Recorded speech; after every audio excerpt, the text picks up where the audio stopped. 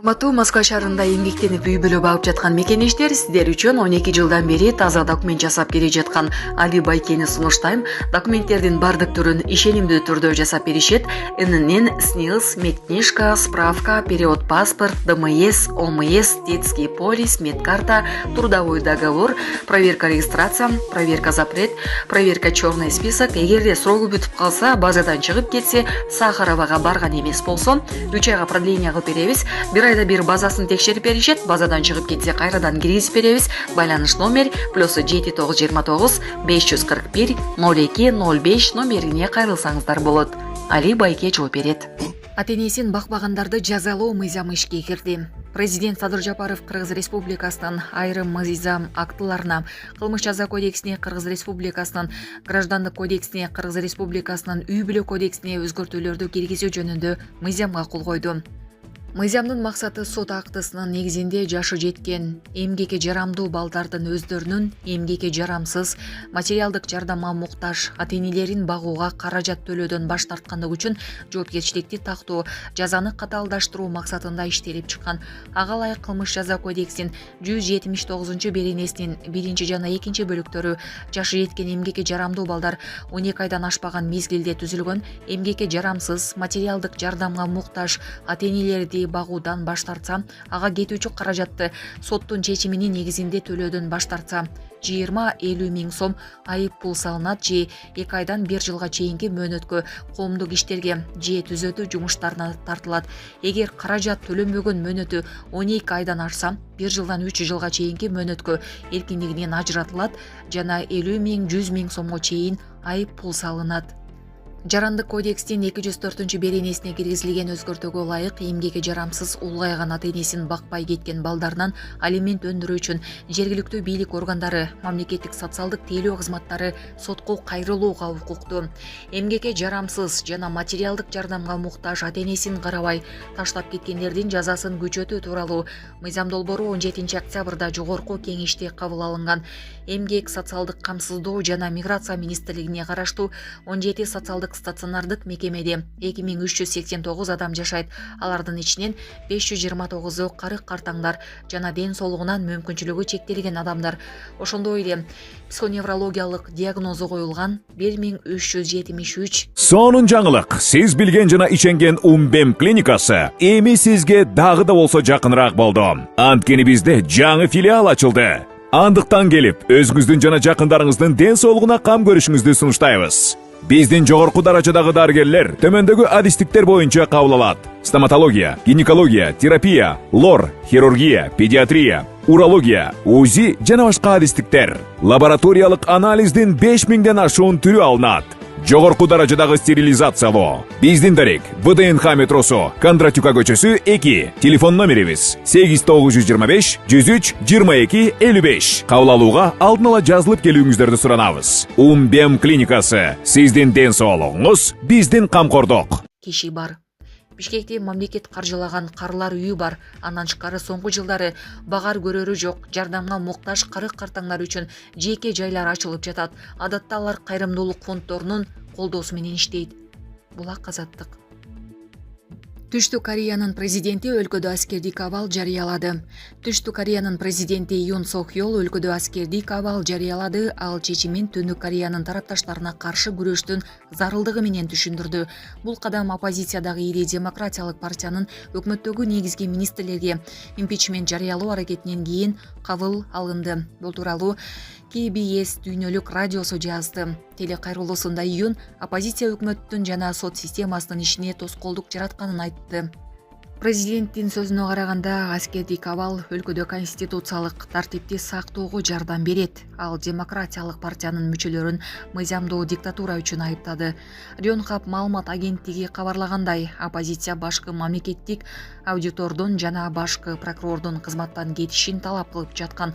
Аскердик абал жарыялангандан кийин парламенттин кирген чыккан эшиктери жабылды. Демократиялык партиянын лидери президенттин чечимин конституцияга каршы деп мүнөздөп, коомдун кызыкчылыктарына каршы багытталганын айтты. Ушул тапта Кыргызстандын президенти Садыр Жапаров Түштүк Кореяда расмий сапар менен жүрөт. Булак Азаттык. Ички иштер министрлиги кызын сабаган атаны Майлуу Суу шаардык милициясы камакка алды. Кызын чыбык менен ортокмок алган ата кармалды. Бул туурасында Ички иштер министрлигинин басма сөз кызматы билдирди. Маалымдалгандай, Майлуу Суу шаардык милицияга 1988-жылы туулган тургуну арыз менен кайрылган. Анда 14-ноябрда жолдошу эч бир себепсиз уруп, үйүнөн кууп чыгып, ал чоң кыз менен кеткенин айткан. Ал арада жолдошу 2019-жылы туулган кызын токмоктоп, аны видеого тартып, аялын үйгө келүүнү буйруганын билдирген. Бул факты боюнча Ноокен райондук милициясы тарабынан тергөөгө чейинки текшерүү иштери башталган. Натыйжада 1983-жылы туулган жаран камакка алынган. Аталган окуя боюнча аялга жана балдарга соттук медициналык, соттук психиатриялык экспертизалар дайындалган. Учурда тергөө амалдары жүрүп жатат. Булак Суперкежи.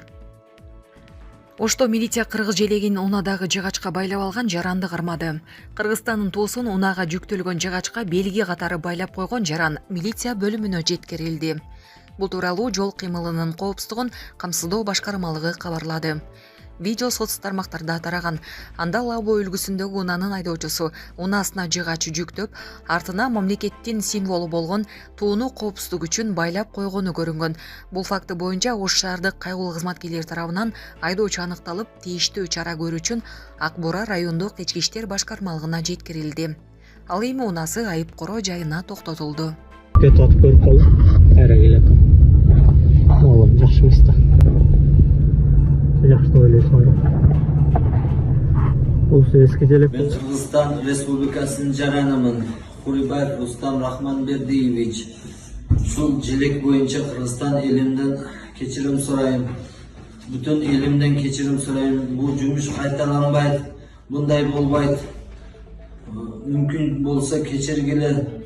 Автоунага şu işçiler paylaşıp koyup men bayqabapmын.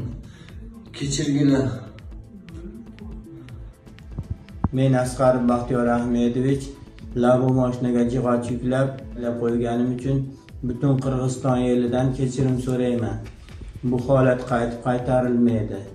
Boshqa bunday qilmayman, kechirib qo'yinglar. Шаар тургундары кечээ социалдык тармактарга Дэу Лабо унаасындагы Кыргыз Республикасынын башкы символикасы болгон желегибизди байлап алган боюнча соц тармактарга чыгып кеткен. Ошого байланыштуу Ош шаарынын кызматкерлери жана милиция кайгы кызматкери тарабынан көрүлгөн иш-чара негизинде азыркы учурда айдоочусу аныкталып, Ак Бура милиция бөлүмүнө алып келип тергөөгө тапшырылды. Акыркы 2 жылда Орусиянын 6000 жараны кыргыз жарандыгын алды. Санариптик өнүктүрүү министрлигине караштуу Калктык каттоо департаментинин директору Арсен Миңбаев 2023-жылы Орусиянын 10.000 жакыны 2024-жылдын ушул мезгилине карата 7000 жараны Кыргызстандын жарандыгын алуу боюнча арыз тапшырганын билдирди. Анын сөзүнө караганда акыркы 2 жылда ал арыздардын негизинде 6000 кишиге Кыргызстандын жарандыгы берилген.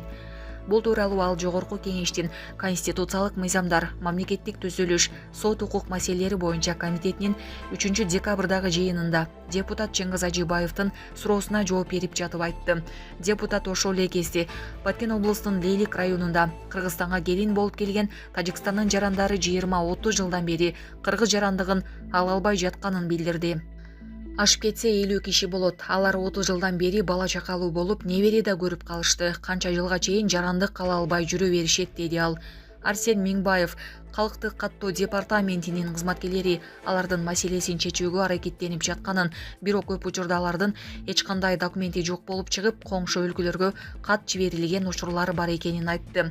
Президенттин кыргыз жарандыгын берүү жана жарандыктан чыгаруу тууралуу жарлыгындагы маалыматтар Кыргызстанда 2023-жылдын августунан бери жабык боло баштады. Ага чейин тизме ачык жарыяланчу. Былтыр августта орусиялык финансист жана блогер Михаил Жуковскийдин кыргыз паспортун оюн үчүн гана алып койгону талкуу жараткан. Быйыл ондогон орусиялыктар кыргыз жарандыгын алган учурлары ачыкка чыккан. 25 мартта The Moscow Times басылмасы Орусиянын саясий жана ишкер чөйрөдөгү таанымал адамдары кыргыз жарандыгын алып жатканын жазган.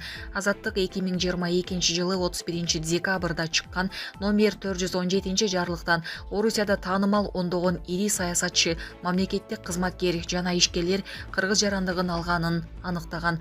Азаттыктын иликтөөлөрүндө соңку жылдары орус жарандыгынан баш тартып, Кыргызстандын жарандыгына кайткан кыргыздар басымдуулук кылып жатканы маалымдалган.